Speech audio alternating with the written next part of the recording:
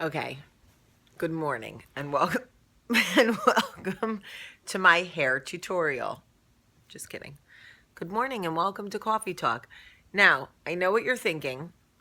Besides, wow, Jamie, you're really tan and you need better eyebrows. You're thinking I wear the same pajamas every day on vacation. And you would be right, but I want you to know that they are clean. I washed them yesterday. It's just that I had so much going on and I wasn't going to make Michael do any more work than he was already doing by trying to find me more pajamas. So I simply just said, I will continue to wash the ones I have. Who cares? What is going on? I feel like my hair is trying to let you guys know what I was doing this morning. Sleeping. Get your minds out of the gutters, people. I'm cracking myself up. Okay, so I wanted to talk to you about how I understand how people grow apart. I remember before I got married, I would talk to people who got divorced. And I would be like, how do you go from being so in love that you would get married, right? Because even that concept was foreign to me, to divorcing. And like some people never talking again, getting remarried, moving on, like the first one never happened or like didn't matter or is just over or whatever. Like I couldn't wrap my mind around how do two people go from being super in love, I love you so much, I want to marry you, to I don't know who you are anymore and I need a divorce. And I had always like wondered that. And I guess I understood like any major, barring any major events, like your husband cheats or your wife cheats, what, right? Something like that. But like, how do people grow apart? And I want to tell you that I now fully understand how it can happen. And I want to give you an example. Yesterday, we took the kids to the water park and the five of us spent the entire day together. We literally got to the water park at 10:30 and did not leave the water park until after 6 o'clock. I was waterlogged, sunscreen sprayed within an inch of my life, and like couldn't take one more step or wait on one more line or listen to one more whine or anything. So we leave and immediately it starts in the car. They're starving, okay? They're starving. They need food right now. So he's like, we'll just stop. I'm like, I don't want to stop, okay? It's almost 6:30. By the time we find a place to stop, get them inside, get them situated, a waitress comes, blah, blah, blah. It's 7 o'clock. And they're not eating till after 7 o'clock, 7:15, whatever. We're not home. They're exhausted. Charlie was like, her eyes were rolling in the back of her head. I'm like, we have plenty of food at home. Just go home. And he starts arguing with me about it in front of them. It's easier if we just stop. No, it really isn't. I know these things. I'm mom, and I'm telling you, we will have a total breakdown of our system here. Charlie will not make it if we stop. Well, this sort of started tension, right? It starts tension where one parent wants to do something and the other knows better. Where, okay, fine. One parent thinks he knows better and the mom is right. Okay, fine. One parent wants to do one thing and the other parent wants to do what's best for the kids. Okay, I can't do it. Sorry, guys.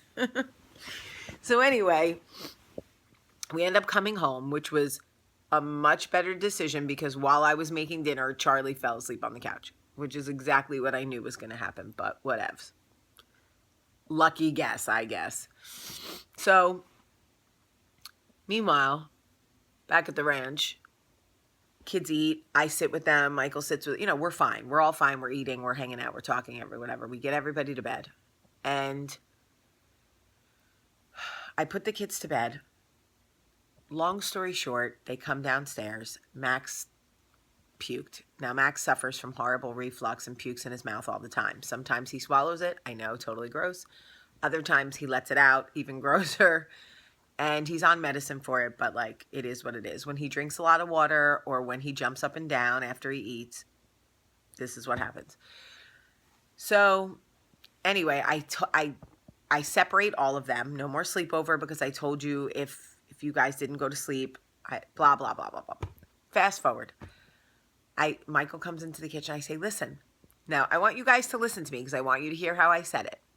I said these exact words while I was washing dishes. Babe, I want to make a rule at night. No more water bottles or water cups in their rooms. And I'd like you to get on board with it. This is what I said. I'm going to say it one more time for the nosebleed seats.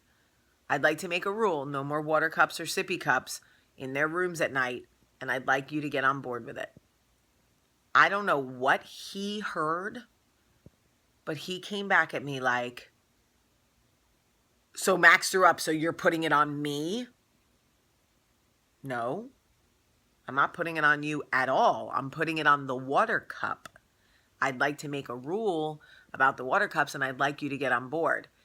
He's like, so why are you shoving it down my throat? I was like, what part of me saying this makes you feel like I'm shoving it down your throat? He's like, well, I'm the one that gives them water cups, and obviously you think, the water cup, what I'm doing is wrong. I'm like, whoa, whoa, whoa. We've got to get Charlie out of pull-ups. She was doing so well for so long, and now she's back in pull-ups because there's water in her room and she's drinking it at night. You can't be successful staying dry all night when you're chugging water, right? It's very hard. Max pukes because he's drinking the water that we give him at night. And then he jumps around and acts like a goof. If we eliminate the water, we eliminate a lot of problems. So I'd like to make a rule, no water at night, and I'd like you to get on board with it. It was like all he heard was, I'm a better parent and you're not a good parent. And I'm like, first of all, I celebrate Michael's parenting. Literally, you would think I should be in a cheerleading uniform all day, the way I celebrate this man's parenting. There isn't a day I don't come out of my bedroom after doing coffee talk and thank him for handling the house in the morning. There isn't a time that I don't say to him, you really are the best father. Yes, I will say to him, you bought our kid a bikini behind my back. That's crappy. And you can't allow her to divide and conquer. You can't allow her to manipulate us. I'm not going to walk on eggshells around the few parenting mistakes he does make, but I tell him all the time what a great parent he is. Regardless, here's my point. It is very hard to argue with someone who is committed to hearing what you are saying, no matter how you're saying it from their point of view. It wouldn't have mattered how many times I said, no, I just want to make a rule about water cups and want you to get on board with it. It didn't matter because he was committed to hearing what I was saying as some sort of attack on his parenting. And that was where he was going to hear it from. Now, here is how people can grow apart. What I wanted to do was be like, you know what? You're a Looney Tune and I don't have time for this, and walk away and come into the bedroom and watch TV and disappear into some abyss. But instead, and so my point is that if you do that enough, if you keep just disappearing, if you keep just walking away, if you keep tuning them out, it is easy to wake up one day and realize that you have found escaping is easier than doing the work. That's the thing. I don't know if it's necessarily growing apart, but when walking away becomes easier to you than doing the work. They say marriage is work. They don't mean taking out the garbage. They mean standing in that room and sorting it out and resisting the urge to ignore it or walk away or bury it. The work is in those moments. Nobody wants to do that. I don't. But so I walked away for a second and then I came back and I said, okay, let's start over. Let's dissect what I said and get to the point, to the part of it that upset you. I'd like to make a rule about water cups, and I would like for you to be on board with that rule. What in those 2 sentences made you feel like you had to defend yourself? He was like, well, I guess because I'm the one that puts the water cups in their room every night. I said, okay. That's why I said I'd like you to get on board with it. What's something else that we can do without you feeling like the bad guy? And we ended up talking, for 30 minutes. And did I really feel like doing that after a long day? No. Did I think it was even worth that much word vomit? No. I'm going to be honest with you. Did he need it though? For whatever reason? Yes. So I did it. And now I'm tired. But we made up. Hence the hair. Just kidding. No, I'm not. Anyway, it is things like that I see now how people could grow apart. Anyway, I would love to hear your thoughts about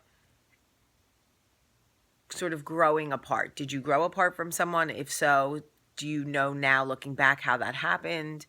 Do you think I'm on the right track with these types of moments? I don't know. I'd love to hear from you. Okay, I love you guys so much. It is hump day. You are halfway there. I love you so much. Have a great day.